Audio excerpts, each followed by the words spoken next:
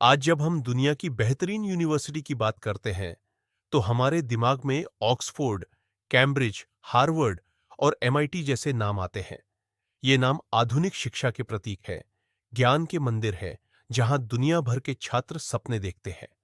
लेकिन जरा कल्पना कीजिए, एक ऐसा समय जब यूरोप अंधकार युग में था, जब वहां ज्ञान कुछ मठों तक सीमित था, जब विज्ञान और दर्शन पर प्रतिबंध था। उसी समय हजारों मील दूर भारत की पवित्र भूमि पर एक ऐसी यूनिवर्सिटी थी जो अपने समय से सैकड़ों साल आगे थी। यहां दुनिया भर से छात्र पढ़ने आते थे। चीन से, तिब्बत से, कोरिया से, जापान से, श्रीलंका से, म्यांमार से। यहां ज्ञान की कोई सीमा नहीं थी, कोई भेदभाव नहीं था। यह कोई कल्पना नहीं, यह इतिहास है। उस यूनिवर्सिटी का नाम था नालंदा। और आज हम उसी नालंदा की अद्भुत कहानी सुनेंगे, जो हजार साल पहले दुनिया का सबसे बड़ा ज्ञान केंद्र था।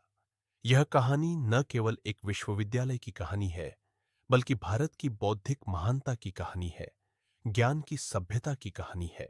नालंदा शब्द तीन शब्दों से मिलकर बना है, ना, आलम और दा। इसका अर्थ है ऐसा दान जिसकी कोई सीमा न हो, ज्ञान का अनंत उपहार। और सच में नालंदा अपने नाम पर पूरी तरह खरी उतरती थी। यहां ज्ञान सिर्फ दिया नहीं जाता था, बल्कि जीवन जीने का तरीका सिखाया जाता था। यह शिक्षा मुफ्त थी, कोई फीस नहीं ली जाती थी। छात्रों को भोजन, आवास, किताबें, सब कुछ मुफ्त मिलता था। यह एक ऐसा स्थान था जहां ज्ञान को संपत्ति नहीं, बल्कि मानवता की सेवा माना जाता था। नालंदा का मतलब था बिना किसी सीमा के ज्ञान देना, बिना किसी शर्त के सीखने का अवसर देना।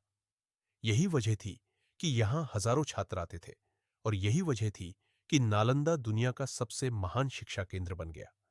यहां धन, जाति, देश, किसी भी आधार पर भेदभाव नहीं होता था। सभी को समान अवसर मिलता था, सभी को समान सम्मान मिलता था। यही नालंदा की सच्ची महानता थी। ऐतिहासिक प्रमाणों के अनुसार नालंदा विश्वविद्यालय की स्थापना 5वीं शताब्दी ईस्वी में गुप्त काल के दौरान हुई। सम्राट कुमारगुप्त प्रथम को इसका संस्थापक माना जाता है, जो गुप्त साम्राज्य के महान शासक थे। उन्होंने न केवल एक विश्वविद्यालय बनाया, बल्कि एक ऐसी संस्था की नींव रखी जो आने वाली सदियों तक ज्ञान का प्रकाश फैलाती रहेगी। बाद में हर्षवर्धन, जो एक महान सम्राट थे, ने इसे और भी बढ़ावा दिया। उन्होंने नालंदा को अपार धन और संसाधन दिए। पाल वंश के शासकों ने भी इसे अभूतपूर्व संरक्षण दिया। यह केवल एक शिक्षा केंद्र नहीं था, बल्कि एक महाविहार था, यानी एक विशाल बौद्ध शैक्षणिक नगर।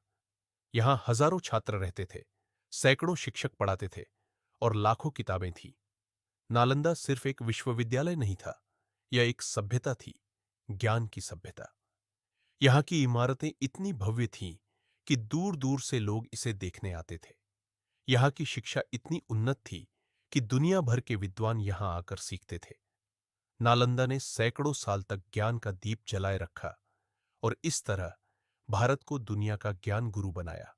नालंदा का परिसर अपने आप में एक शहर था। ऊंची दीवारें, प्रवेश द्वार, छात्रावास, ध्यान कक्ष, कक्षाएं और उद्यान, सब कुछ बेहद व्यवस्थित और सुंदर था। यह दाखिला पाना आसान नहीं था। प्रवेश से पहले कठिन मौखिक परीक्षा होती थी, जिसमें छात्र की बौद्धिक क्षमता, तर्क शक्ति और ज्ञान की परीक्षा ली जाती थी। केवल वही छात्र प्रवेश पाते थे जो बौद्ध दर्शन, तर्कशास्त्र और व्याकरण में निपुण होते थे। यह शिक्षा बहुत कठोर थी, लेकिन निष्पक्ष थी। छात्रों को सुबह जल्दी उठना होता था, ध्यान करना होता था, फिर पढ़ाई शुरू होती थी। दिन भर कक्षाएं चलती थीं, रात को भी अध्ययन होता था। यहां जीवन अनुशासन और ज्ञान के इर्द गिर्द घूमता था। छात्रावास में रहने वाले छात्र एक परिवार की तरह रहते थे, एक दूसरे की मदद करते थे और साथ मिलकर सीखते थे। यहां हर दिन नया सीखने को मिलता था, हर दिन नया ज्ञान मिलता था। यहां की जीवन शैली इतनी सादगी भरी थी कि छात्रों को सिर्फ ज्ञान पर ध्यान देना होता था, बाकी सब कुछ उनके लिए व्यवस्थित था। नालंदा में केवल बौद्ध धर्म नहीं पढ़ाया जाता था। यहां वेद, उपनिषद, व्याकरण, चिकित्सा, गणित, खगोल विज्ञान, तर्कशास्त्र, राजनीति, दर्शन और साहित्य पढ़ाया जाता था। यह एक ऐसा स्थान था जहां सभी धर्मों और दर्शनों का सम्मान किया जाता था। शिक्षण संवाद आधारित था, सवाल पूछना अनिवार्य था। गुरु और शिष्य के बीच बहस को ज्ञान का सर्वोच्च रूप माना जाता था। यहां रटने की बजाय समझने पर जोर दिया जाता था। छात्रों को सोचने, प्रश्न करने और बहस करने के लिए प्रोत्साहित किया जाता था। यही वजह थी कि नालंदा से निकले विद्वान दुनिया भर में प्रसिद्ध हुए। यहाँ की शिक्षा पद्धति इतनी उन्नत थी कि आज भी दुनिया की बेहतरीन यूनिवर्सिटी इससे प्रेरणा लेती है। नालंदा सिर्फ ज्ञान देने वाली जगह नहीं थी, बल्कि ज्ञान को समझने, विश्लेषण करने और नए ज्ञान की खोज करने की कला सिखाने वाली जगह थी। यह हर विषय पर गहराई से पढ़ाया जाता था, हर सवाल का जवाब दिया जाता था, हर संदेह को दूर किया जाता था। यहाँ की शिक्षा इतनी व्यापक थी कि एक छात्र यहाँ से निकलकर किसी भी क्षेत्र में जा सकता था, चाहे वह दर्शन हो, विज्ञान हो, चिकित्सा हो या राजनीति हो। नालंदा के आचार्य विश्वविख्यात थे। नागार्जुन, आर्यदेव, शांति रक्षित, बुद्धपालित जैसे महान विद्वान यहाँ पढ़ाते थे। ये सभी अपने अपने क्षेत्र के विशेषज्ञ थे, जिनकी ख्याति दुनिया भर में फैली हुई थी। चीन से ह्वेनसांग और इत्सिंग जैसे यात्री यहाँ वर्षों रहे, ज्ञान प्राप्त किया और फिर अपने देश लौटकर वहां शिक्षा फैलाई। तिब्बत, श्रीलंका, म्यांमार, कोरिया और जापान से छात्र यहाँ ज्ञान लेने आते थे। यहाँ कोई भाषा की बाधा नहीं थी, कोई देश की सीमा नहीं थी। सभी एक साथ बैठकर सीखते थे, बहस करते थे और ज्ञान साझा करते थे। नालंदा एक अंतर्राष्ट्रीय विश्वविद्यालय था, जहां दुनिया भर के छात्र और शिक्षक मिलकर ज्ञान की खोज करते थे।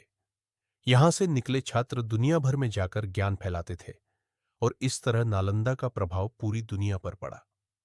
यहाँ के शिक्षक न केवल ज्ञान देते थे, बल्कि जीवन के मूल्य भी सिखाते थे।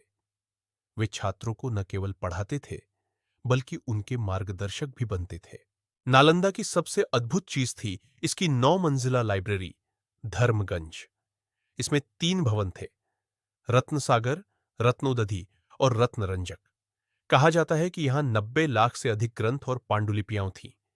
ज्ञान का ऐसा भंडार दुनिया में कहीं नहीं था। यहां हर विषय पर किताबें थीं, दर्शन, विज्ञान, गणित, खगोल विज्ञान, चिकित्सा, साहित्य, इतिहास, सब कुछ। यह लाइब्रेरी न केवल बड़ी थी, बल्कि बेहद व्यवस्थित भी थी। हर किताब का रिकॉर्ड रखा जाता था, हर पांडुलिपि की देखभाल की जाती थी। यहां से छात्र किताबें ले जा सकते थे, पढ़ सकते थे और फिर वापस लौटा सकते थे। यह लाइब्रेरी नालंदा का दिल थी, ज्ञान का केंद्र थी।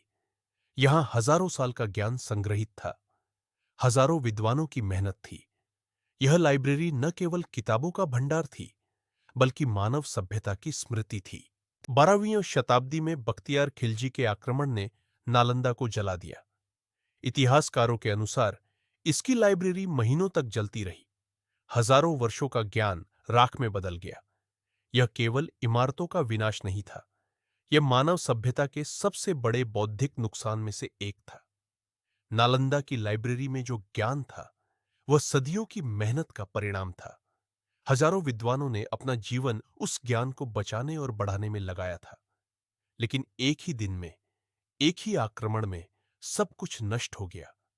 यह न केवल भारत के लिए, बल्कि पूरी मानवता के लिए एक बड़ी हानि थी। नालंदा का विनाश सिर्फ एक विश्वविद्यालय का विनाश नहीं था, बल्कि ज्ञान की एक सभ्यता का अंत था। लेकिन नालंदा की आत्मा मर नहीं सकी थी। उसका ज्ञान, उसकी शिक्षा, उसकी विरासत, यह सब आज भी जीवित है, हमारे दिलों में, हमारी स्मृतियों में। सदियों बाद डॉ. एपीजे अब्दुल कलाम की प्रेरणा से नालंदा को आधुनिक अंतर्राष्ट्रीय विश्वविद्यालय के रूप में पुनर्जीवित किया गया। नालंदा आज भी हमें याद दिलाती है कि भारत केवल आध्यात्मिक नहीं, बल्कि बौद्धिक महाशक्ति रहा है। शायद फिर वही दिन आए जब दुनिया कहे, ज्ञान की तलाश हो तो भारत आओ। It happens only in India. Nalanda की कहानी हमें सिखाती है कि ज्ञान सबसे बड़ी शक्ति है और शिक्षा सबसे बड़ा उपहार है। यह हमें याद दिलाती है कि भारत ने कभी दुनिया को ज्ञान दिया था और आज भी हम वही कर सकते हैं। नालंदा का पुनर्जीवन न केवल एक विश्वविद्यालय का पुनर्जीवन है, बल्कि भारत के गौरवशाली अतीत की याद है। और एक उज्जवल भविष्य की आशा है। जब हम नालंदा को देखते हैं तो हमें याद आता है कि भारत कभी दुनिया का ज्ञान गुरु था और हम फिर से वही बन सकते हैं।